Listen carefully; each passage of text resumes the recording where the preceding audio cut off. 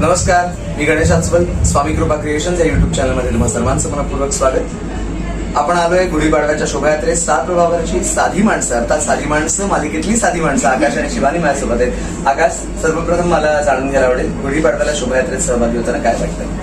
यावर्षी मी पहिल्यांदा शोभायात्रेमध्ये सहभागी होतो. म्हणजे मी आतापर्यंत शोभायात्रा फक्त टीव्हीमध्ये किंवा वर्तमानपत्रामध्ये फोटोच्या स्वरूपात पाहिली होती, पण यावर्षी मी त्याचा एक भाग होतोय. त्याचा खरंच आनंद आहे आणि उत्साही तेवढाच आहे की मी आज तिथे जाऊन धमाल करणार आहे, मजा मस्ती करणार आहे आणि आपल्या पारंपरिक सोहळ्यामध्ये माझा एक काहीतरी योगदान देणार आहे. त्याचा खूप आनंद आहे. शिवानी, तू काय सांगशील?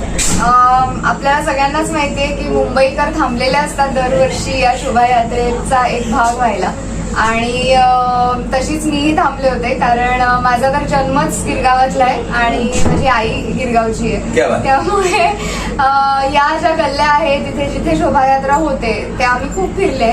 आणि आज पहिल्यांदा मी आत शोभायात्रेचा एक भाग होणार आहे, कारण मी नेहमी ते टीव्हीवर आणि न्यूजपेपर्स मध्ये फोटो वगैरे बघितले होते, पण आज पहिल्यांदा मी आत तिकडे असणार आहे. त्यामुळे त्याचं एक वेगळं एक्साइटमेंट आहे.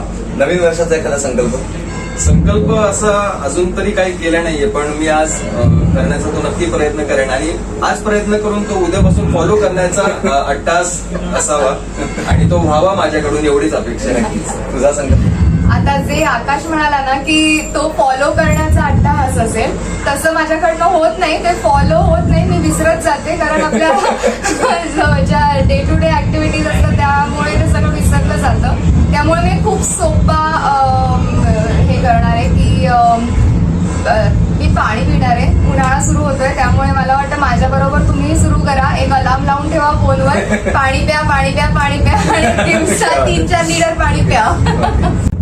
आमच्या चॅनलसाठी शुभेच्छा. गुढीपाडव्याच्या तुम्हा सर्वांना खूप खूप शुभेच्छा.